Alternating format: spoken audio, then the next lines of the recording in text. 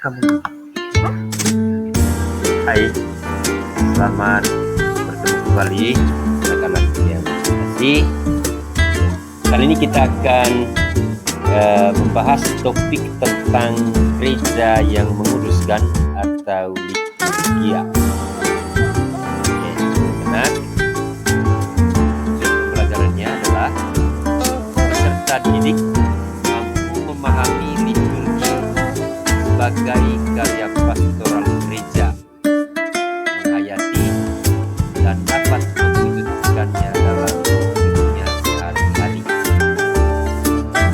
Anak-anak, sebelum kita mempelajari tentang gereja yang menguduskan, terlebih dahulu kita harus mengetahui tentang 5 karya pastoral gereja.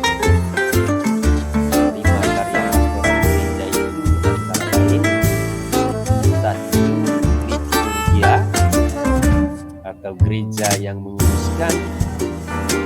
2. Kerigma atau gereja yang mewartakan kabar gembira. 3. Diakonia atau gereja yang melayani. 4. Gereja martiria atau gereja yang bersaksi. 5. Koinonia atau gereja yang membangun persekutuan. Topik kita kali ini adalah tentang gereja yang menguduskan atau liturgia. Nah, pertanyaan kembalinya, dengan cara apakah gereja menguduskan? Dengan cara apakah gereja menguduskan baik umatnya maupun umat manusia seluruhnya? Menurut Anda kira-kira apa? Nah, ada 2 cara gereja menguduskan umatnya. Pertama, melalui liturgi dan doa, dan yang kedua melalui sakramen-sakramen. Pertama, mari kita lihat. Pertama itu adalah melalui liturgi dan doa. Apa yang kamu ketahui tentang liturgi? Pernahkah kamu berdoa? Oke, anak-anak, liturgi merupakan perayaan iman. Dalam perayaan tersebut, umat mengungkapkan imannya dan ikut ambil bagian dalam misteri yang dirayakan. Sedangkan doa dan ibadat merupakan salah satu tugas gereja untuk menguduskan umatnya dan umat manusia. Tugas ini disebut tugas imamiah gereja. Doa berarti berbicara dengan Tuhan, baik secara pribadi maupun secara bersama-sama. Doa-doa Kristiani biasanya berakar dari kehidupan nyata. Doa selalu merupakan dialog yang bersifat pribadi antara manusia dan Tuhan dalam hidup yang nyata ini. Ada beberapa fungsi doa. Pertama, mengkomunikasikan diri kita kepada Allah. Yang kedua, memersatukan diri kita dengan Tuhan. Yang ketiga, mengungkapkan cinta, kepercayaan, dan harapan kita kepada Tuhan.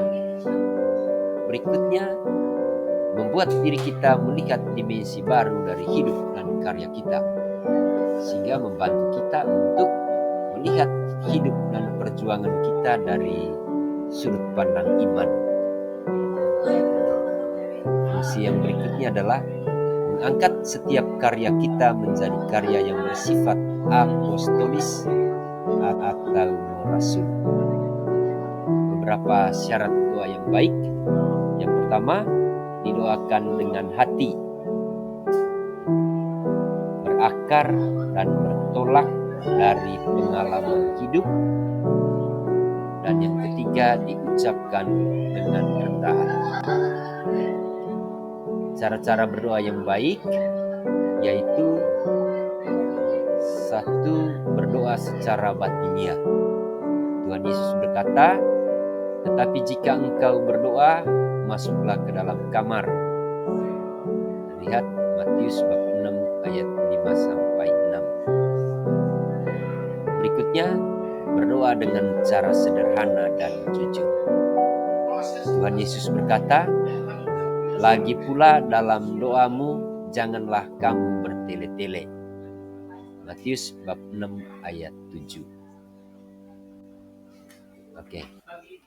Selain melalui doa dan liturgi, cara gereja menguruskan umatnya itu adalah melalui sakramen-sakramen.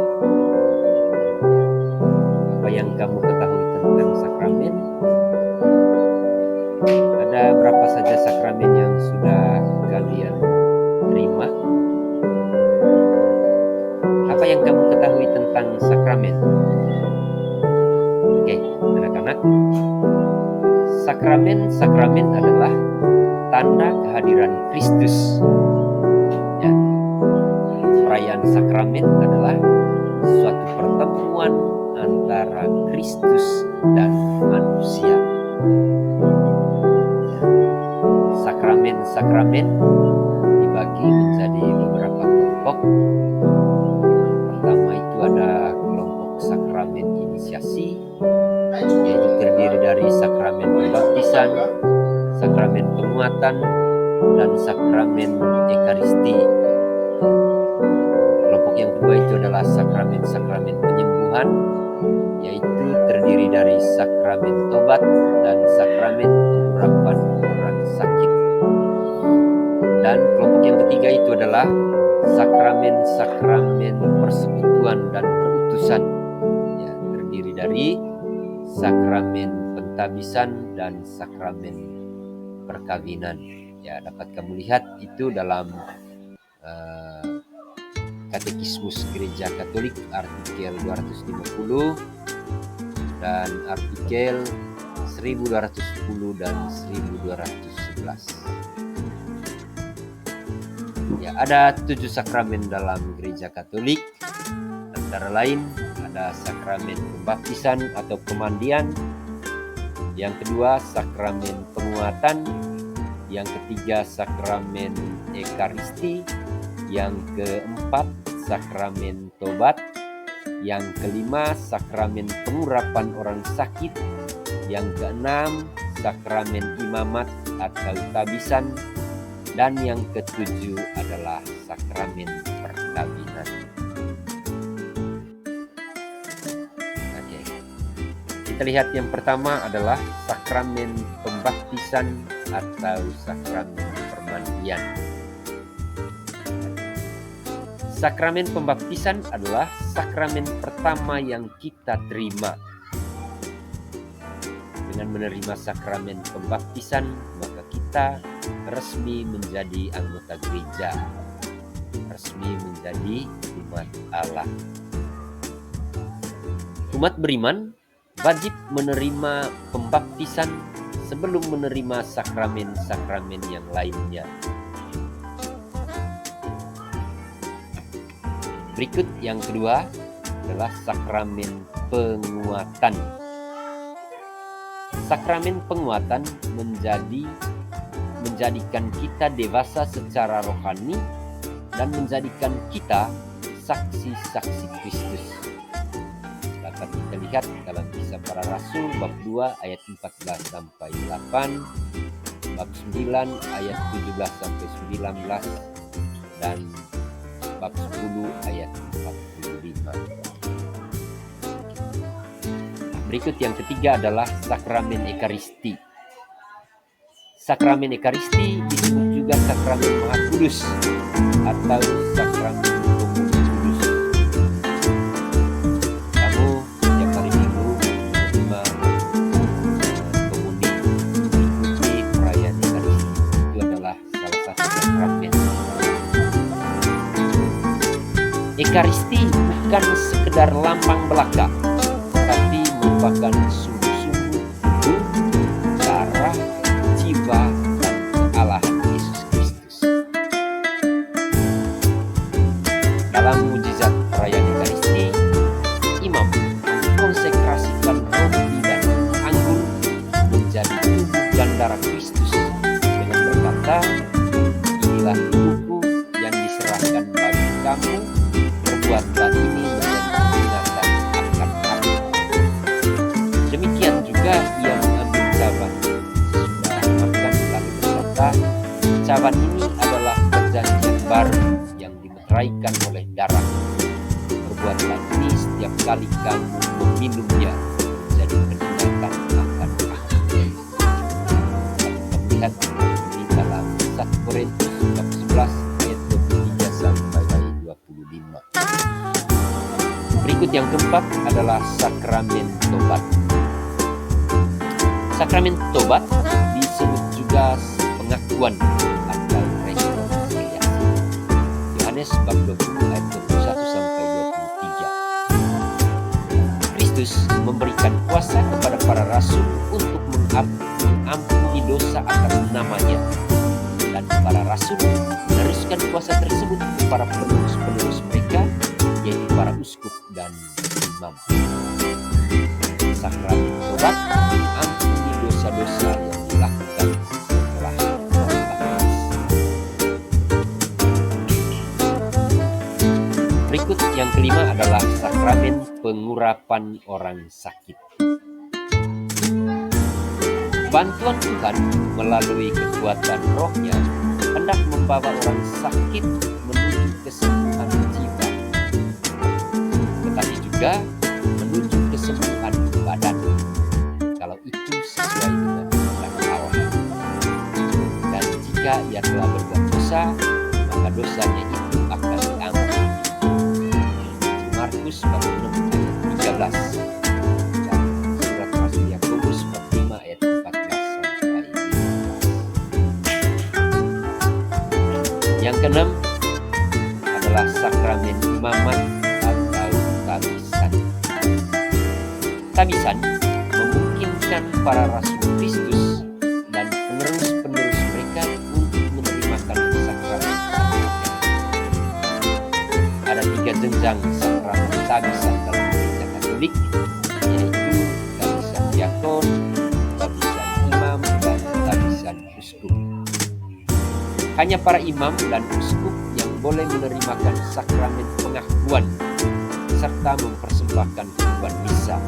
Kita bisa baca dalam Kejadian bab 14 ayat 18, surat kepada orang Ibrani bab 5 ayat 5 sampai 10, dan Injil Lukas bab 29 ayat 19. Para imam adalah bapa rohani gereja.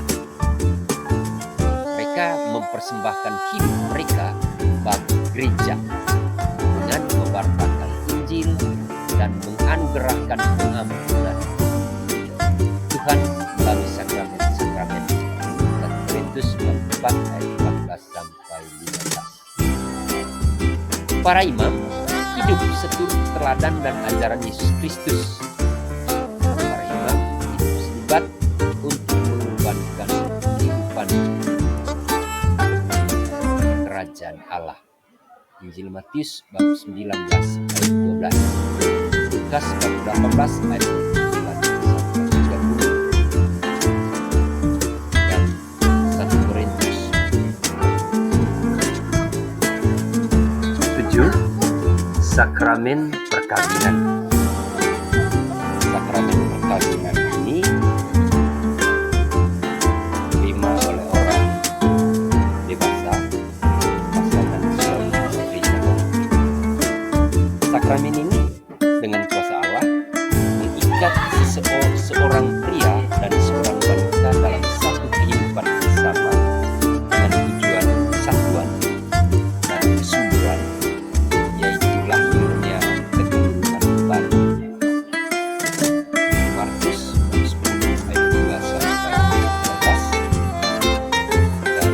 surat Rasul Paulus kepada jemaat di Efesus bab 5 ayat 22 sampai 6. Perkawinan tidak terceraikan, ikat seumur hidup. 1 Korintus bab 7 ayat 10 sampai 11. Matius bab 19 ayat 4 sampai 9. Karena itu ciri perkawinan Katolik itu adalah monogami dan tak terceraikan. Seperti bapa dan mama kita, mereka perkawinan mereka itu tidak terceraikan.